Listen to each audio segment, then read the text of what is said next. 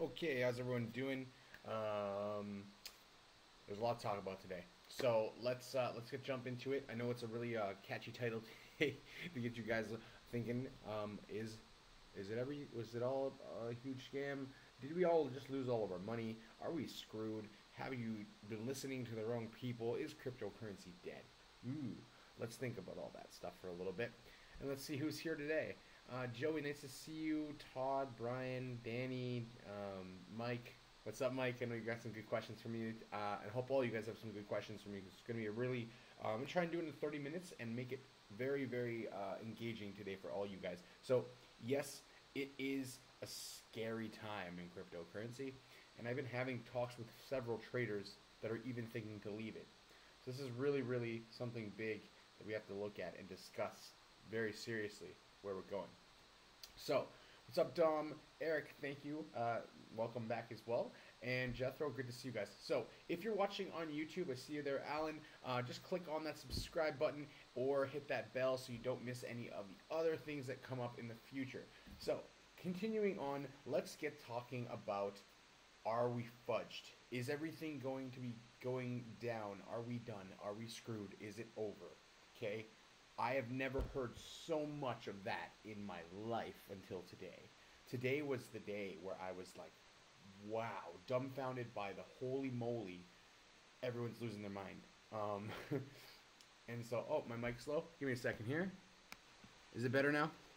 I'll try to bring the computer a little closer. I'm not using my normal mic, guys. We set up the studio, and unfortunately in Thailand, you can't buy a microphone anywhere very easily. It's kind of annoying, but what can you do when you live in a shoe?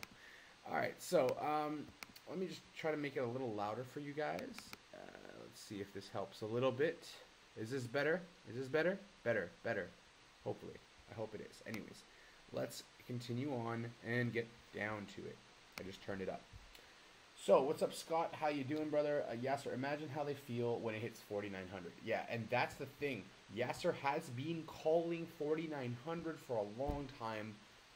I don't understand how miners can let that happen. The reason why Bitcoin is still where it is because of miners. That's why everything else is not down. Okay, that's why. Can you guys hear me okay now? I'm trying to make it louder. I don't know why. My microphone on my computer has been really weird lately. So I'm sorry for that. Trying to figure out why you guys cannot hear me. Let me see if I can just make it a couple decibels higher. And let me know if you can hear me a little bit better now. And I think I see it moving up a little bit more. So hopefully you can hear me very nicely. And yeah, I think we're there. So now that we're here and I think you can hear me good, let's move on. So I want to hear what you guys think. Sup, Joel, watching YouTube for the first time. All right, nice Southside Vike. Love seeing you here. It's great to see you. You have any questions? Please do ask. There's going to probably be a lot of questions today. Sup, Mark? How you doing? I just turned on my mic. Hopefully you can hear it a lot clearer now. Sorry, guys. Like I said, I'm setting up a studio in another place. We actually have a real studio, and that's coming. So it's going to be improving the video quality, absolutely. You guys are going to enjoy it, and we're going to have more content for you guys to watch, which is even better. So watch for tomorrow morning. I'll be doing one. It'll be your evening time wherever you are right now. So lots of white noise. Yeah, guys, I don't know what's going on. I'm waiting for my new microphone. It will come, and then hopefully we'll have a little bit more of a positive, microphone situation here. So the white noise is actually my fan on my computer. Can't handle OBS. That's why I bought a new computer. That's why we have a new studio. So getting back onto it, all dogs for training. What's up? Shalom. Who is that? Antenagno Glioli. Shalom. What's up, my brother? How you doing? Hit that subscribe button if you guys are new and just watching. So here's the question. The question I have for you guys is cryptocurrency a gigantic Ponzi scheme that has put so many millennials so far back? Or is cryptocurrency had its run, it did really well, it's doing okay, and now it's time to come back and correct and get to the actual cryptocurrency, not cryptocurrency, get right back to the technology, right? Get back to what it's actually going to do for our society and stop focusing on the moons and the Lambos. Maybe that's what it is. I can't tell you for sure. But here's what I'm really seeing.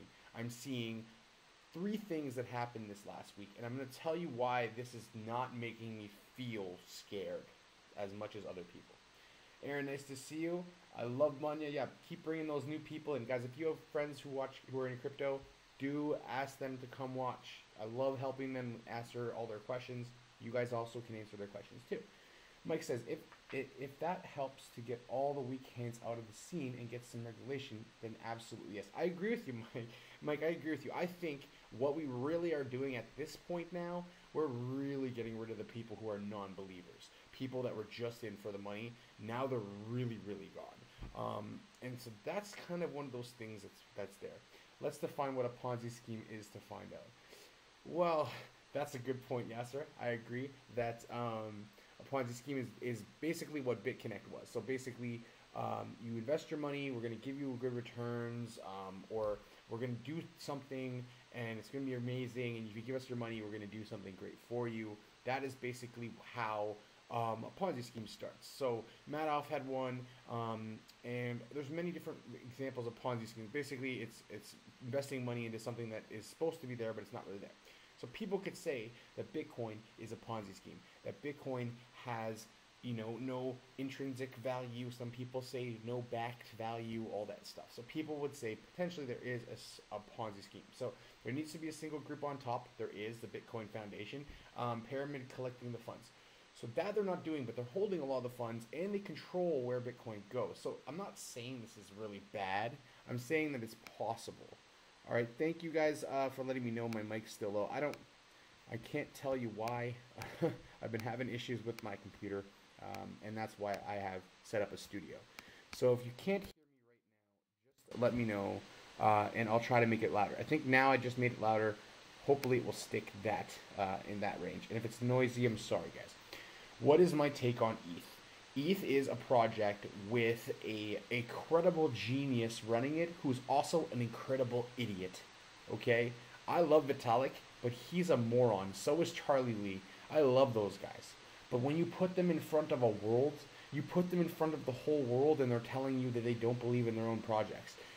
Ethereum, even though he didn't say we haven't had those 1000X's days are over, just saying that, even though he believes in that and I believe in it too, just saying it made people run for the hills. Then you have Charlie Lee, who sold all of his coins at the top. Another example of someone not truly believing in their project, which scared me a little bit at the time, but I also understood why he did it. So, question is, we need $1 trillion market cap and get some stability in the market. Like we have in Forex, currently crypto is very easy to manipulate. I absolutely agree, Mike. Now, guys, if you don't know who Mike is, I'm just going to give you a little background so you know where he's coming from. He is a former Forex trader of 15 years, and he's coming to crypto. So he really knows what he's talking about, guys. It's not like someone who's like new to trading. And the point he's saying is we need $1 trillion. I've said the same thing. When we have institutional money and there's so much money in there, it's really hard to manipulate anything but a shit coin. And honestly, what you're starting to see with this market, the way it's slumping, is it's starting to squeeze out the shit coins. All the projects that don't really have a reason to have a blockchain, they don't have a reason to have a cryptocurrency, are getting weeded the hell out. So that's the coolest part. Much better. Kind of like Elon. Yeah, Elon Musk. Perfect example. Like, don't care about anything. Just do what you do. I think that he is a brilliant man. And honestly, the people that have problems with him and Nike and all these things, they need to just chill out for a little bit and realize the messages that people are trying to send these days. I find it's kind of strange that people get so offended so easily over things that really shouldn't offend them.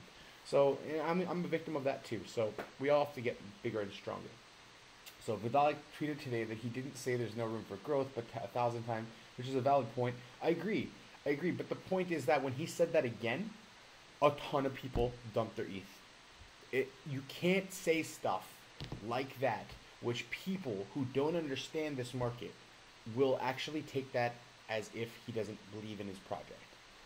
That's what I'm seeing. And this is when I've had conversations with other people, that's what he's saying too. I don't think he said anything wrong either, Mike. Completely don't. I just think as a CEO, the main face of a company, you don't say things that could potentially, with noob investors, which most people are, scare them away. And we don't need that right now. But it's just, He is saying the truth, but he said that many times before, and this is a bad time to say it, is all I'm saying. So that's all I'm saying about it. Southside Bike XRP fire sale loading 88 bag 2. Yeah, I mean, you might even want to wait longer, guys, because you should be literally laddering your sell or trade in now. Don't be buying it all at once. This could go lower. It could go much lower. Then it could come back up, or it could just, like Yasser said, bounce in that 61 to 7,000 range and go up and be out of this horrible bear market and go into a bullish market. But we'll have to wait and see. Am I seeing any manipulation? Guys, go look at a Bitcoin chart right now on a 4-hour candle chart, okay? And go look at how it makes, literally it makes mountains. There's no such thing as a mountain, guys.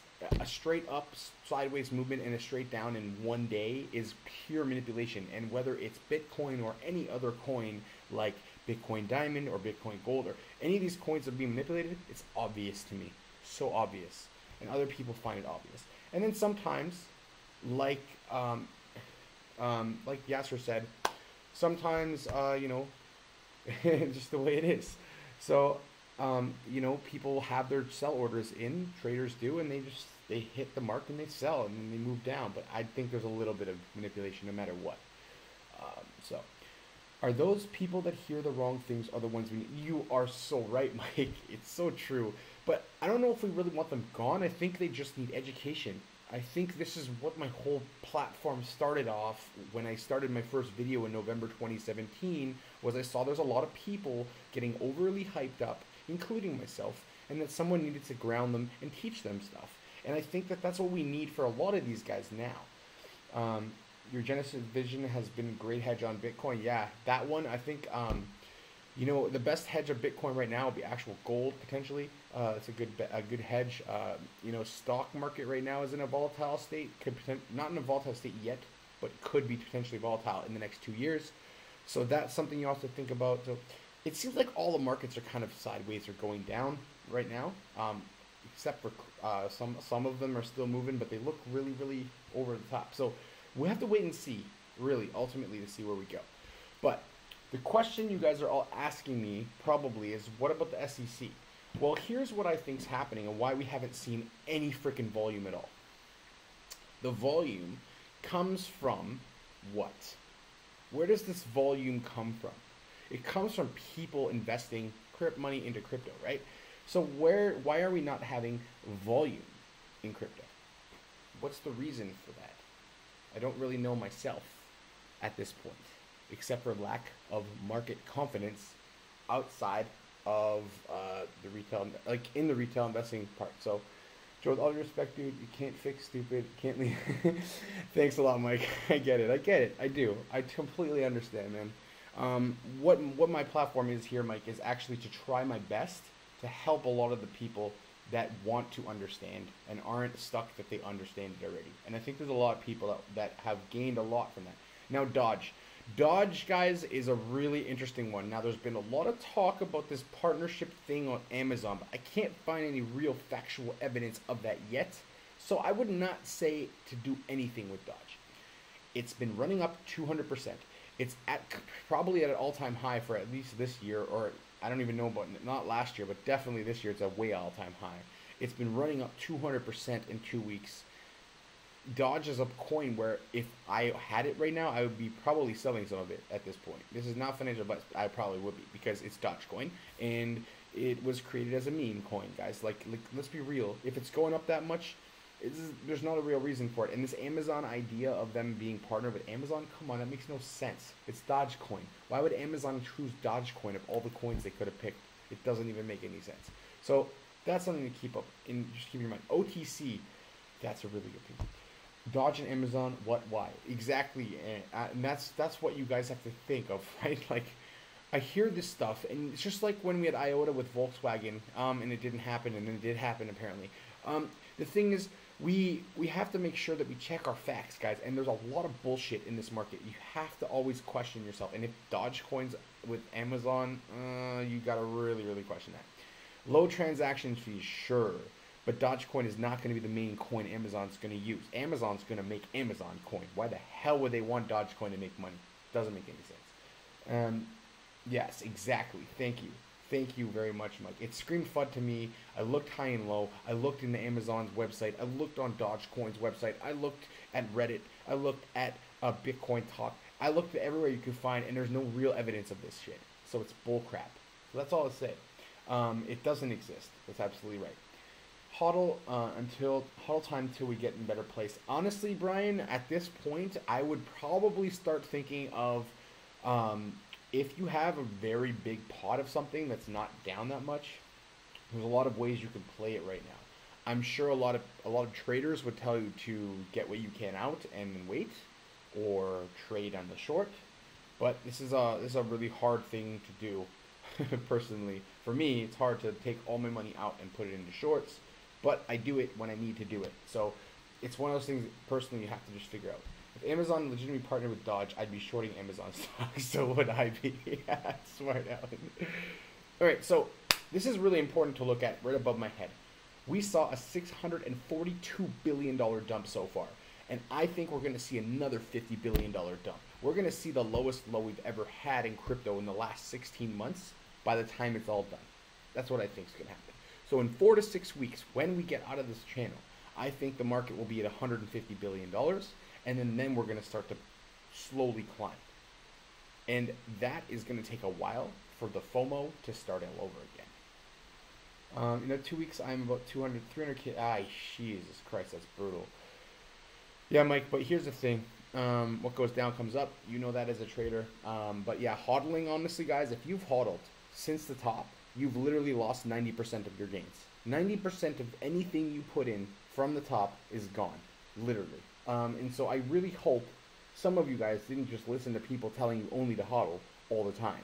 Hodling things for me is hodling Bitcoin or Litecoin or Ethereum. Even those are shit right now to hodl. Let's be honest. So, yeah. You're up 70% on Dodge. That's great, Hassan. But wait for it to come back down because Dodge can't stay up forever and there's really no reason for it to be up. You have to ask yourself questions. Here's another one you could have been up on. Ucash. Any of you guys remember Ucash? I remember Ucash. Ucash went up freaking to the top 20 coins and right now it sits in the bottom 500. It was over $1 billion in Ucash and then it dumped. So be careful with what you invest your money into and know why you're investing it. So there you go. Since June started 80 and now 1,000. Yeah, I mean, let's put it this way. Some people will do well, some people won't. But you only lose if you sell. That's true. I agree. But at some point, how much do you have to gain back? And this is why I tell people to sell at stop losses. This is the reason why I tell you to sell at stop losses. Okay? Because of one reason. If you sell at stop loss, okay? Think about that. If you sell stop loss, you may lose 5 to 10%.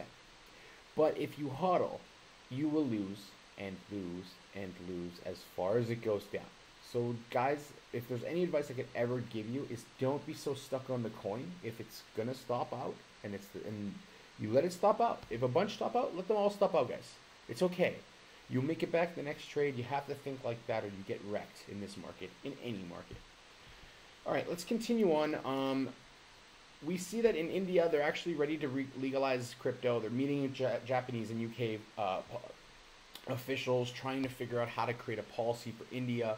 Now, India has said various amounts of times their central bank doesn't like cryptocurrency. Bitcoin is not an actual currency. Bitcoin isn't a fund. It's all garbage, right? So there you go. And so what I would go off with to say is India has had a ton of FUD this year. Last year it was like Korea and China, other FUD. Now we have the India FUD, and this is a real FUD because I've been telling you since the start they're never going to be able to continue this. India, I have friends in India. They're still trading. They're still doing stuff. They can't stop crypto. The only people who could stop crypto is us. So you got to remember that you must understand that you have to continue fighting forward. We'll get there. I did a hodl on Neo and it stung me. Yeah, I mean, Mike, anyone that hodled Neo got stung. A lot of us got stung. We were holding on for the dividends, right? Like Neo had nice gas dividends and it was a really good hold at that time. But yeah, we've all got burned. We've all got burned. And there's not one person that's been in the market since last year that didn't get burned by at least one project. So yeah, don't hodl, guys. Hodl is an amateur move. Unless you literally don't need money for 5 years. And if you bought at the top, you may not ever see that top again. Seriously. Some of these coins will never get back to their all-time highs. That's just the reality of the situation. You have to be real with yourself and stop lying to yourself and telling yourself everything's going to be going back to 100%. It won't. Some of them are not going to go back to that. Some of them are not going to reach a new all-time high. Some of them are going to die. So keep that in mind. It's really important to know that and be prepared for that. And if you have a little bit of, if you see one of your projects is dying, get out whatever you can get out, well, before it's zero, and then put it into something that might actually move. That's not financial advice, but it's a really good thing that you should probably think of doing if you're seeing things that are very negative on your end, okay? So, U.S. judge, big information, big news, but doesn't really make a lot of sense. And I'll tell you why. In Thailand right now, we have regulations for ICOs. You know what they did? They took IPOs and put them in ICOs. Here's the problem. An ICO is not regulated. An ICO doesn't need KYC, technically. An ICO is not, you're not really, technically, you're not buying it for it to grow in increase in value, right? So an ICO is really you're buying it to use that currency for something. For example, if you bought and used cryptocurrencies like BNB, perfect example of an ICO, a utility token. You use it on the platform for cheaper fees. You're going to eventually use it for loaning your crypto out and getting paid for it in dividends. You're going to get it if you hold a ton of BNB. You'll get free trading or at least cheaper trading fees, etc. Okay, so that's where we're at. Okay, and so the U.S. now is saying they're covered by security laws. So they are covered by the laws, so people can't get screwed over. But the problem is the laws for securities don't exactly apply for, like, they don't mesh well with ICOs. And we've seen this in Thailand where I'm living right now. I actually was on a panel for regulations and implementation of cryptocurrency in Thailand. And one of the main factors that I kept bringing up was, how can you use an IPO for an ICO when they're completely different? If we do an STO, a security token offering, that's different because that's exactly like an IPO. You're buying a security token because, let's say it's Apple. You buy it because you think Apple's going to increase in value. That's why you buy into the company.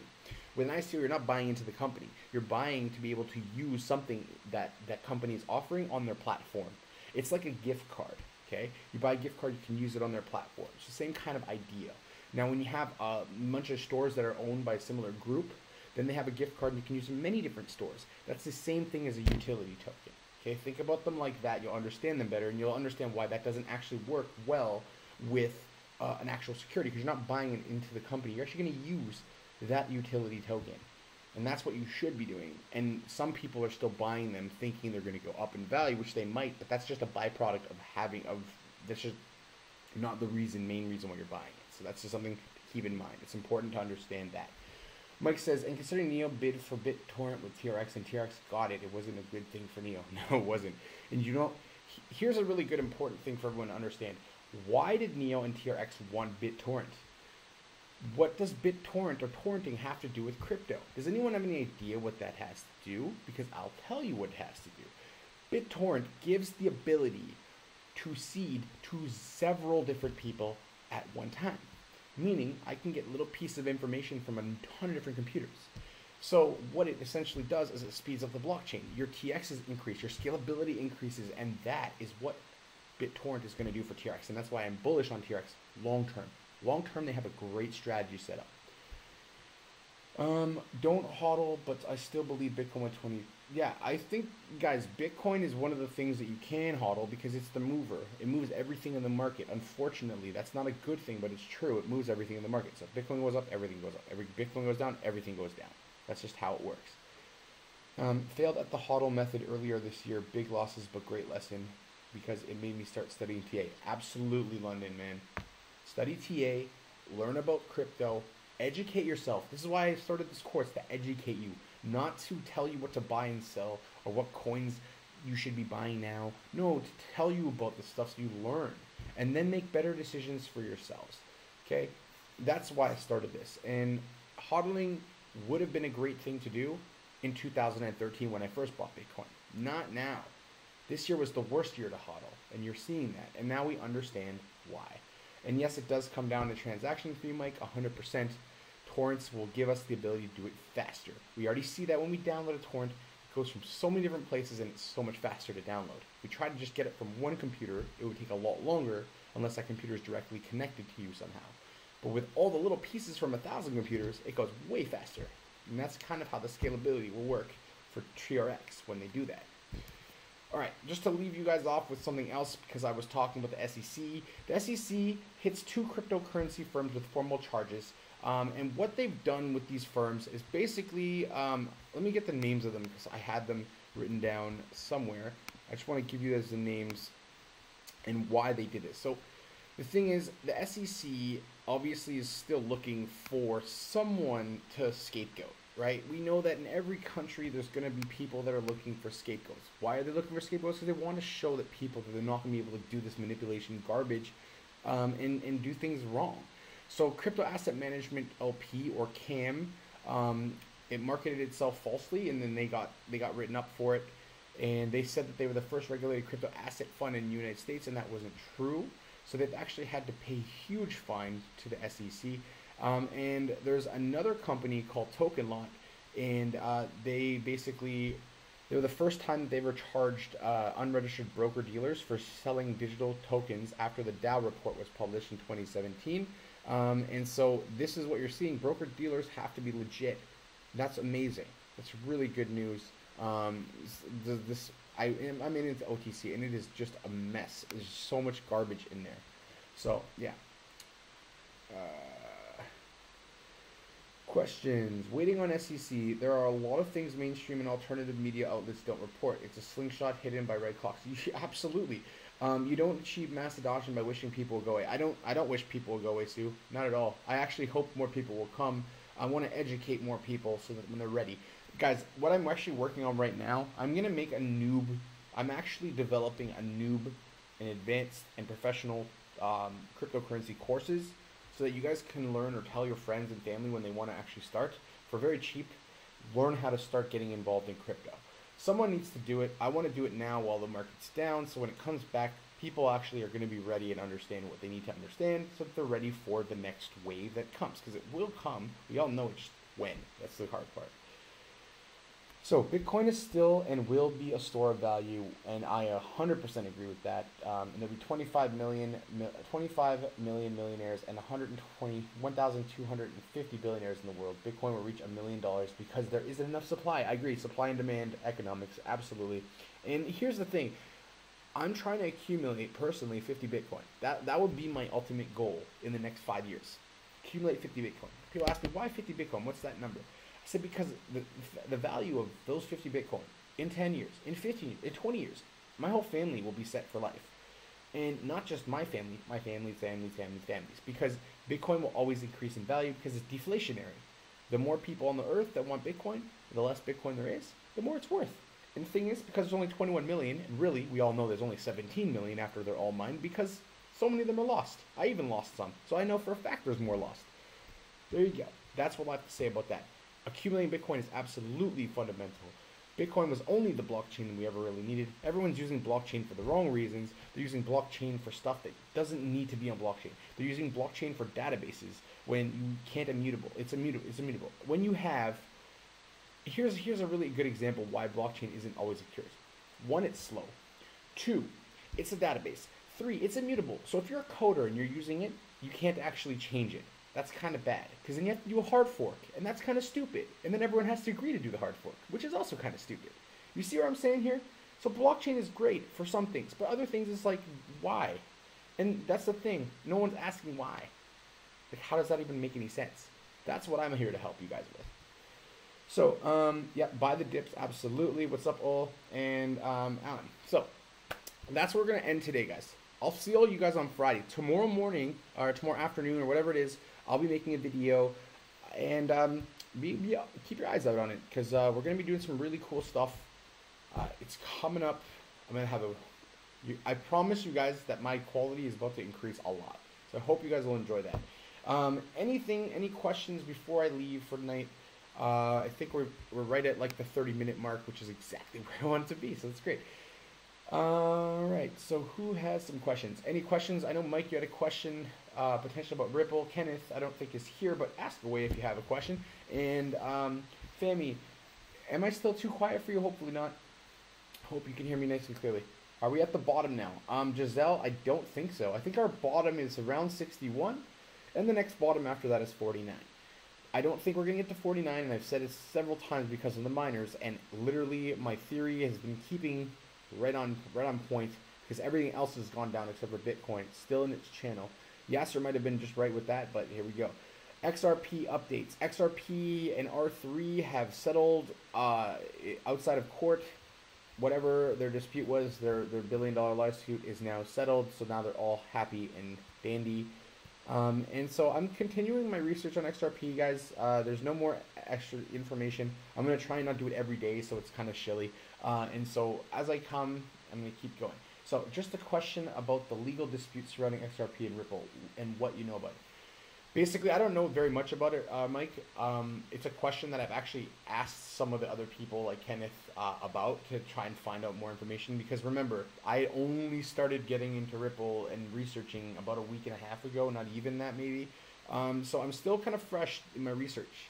And I haven't had, because of developer coming from Romania, everything, I haven't had as much time as I normally do to do the research. But from the research that I have done, probably spent about 4 hours on it so far, I definitely have found a lot of positives. But the R3 thing, I definitely want to ask Kenneth, and if Sergio's watching, maybe he can chime in on that a little bit as well. So just a question, if Ripple reaches $200, will we be stuck with 20 coins in our wallet? Alan, yes, probably. I've heard that that is something that they've refuted in Ripple, so I have to check, but that might be your fee. Who knows? I have tried to find releases about it, but they're all sealed, which worries me. Yeah, Mike, I hear you, man. What I will do is get to the bottom of that, and I'll ask all the hard questions just like you will, and we can even do it together. Maybe we can do a podcast. Guys, I'm going to start trying to do podcasts once or twice a week, so you guys can just listen when you're going to work or whatever, or you're just at home and you're doing stuff, and you can just listen. And so this is the stuff that I want to talk about on a podcast with Mike and other people, and you guys can come onto the podcast too. I'd love to have you guys on as guests as well. So that's coming up. A lot of really positive things happening. Remember, the market is down. The market will always come back. So yes, we might need a couple months. We might need a month. We might need 6 weeks, like Yasser said. But we're going to eventually come out of this. So just remain strong. If you're a true believer in crypto, stay one. And remember that you know where we're going later. And trust me, you will be happy if you stay. And you will be very sad if you leave. That's just what I very, very strongly believe. But your choice. This is not financial advice. This is your own personal choice. And I believe that you guys are smart enough to make the right one. Okay. So mining in Washington State for big miners is going away. Power cost up 3 times. Yeah, mining, guys, is a problem. It's actually a problem. So we're going to need to continue mining, but it's going to be the giant major people like Bitmain that do it, which concerns me about Bitcoin because it does make it quite centralized. So it's the only thing I'm really worried about. Corrective cycle will be complete early November. It's going for a 4v2 quality as yeah, that might be right, Bennett. I don't disagree as much as wait, corrective 4. You might be right, Bennett. You're an Elliott Waves guy, I can tell. I like Fib better, but Elliott works too.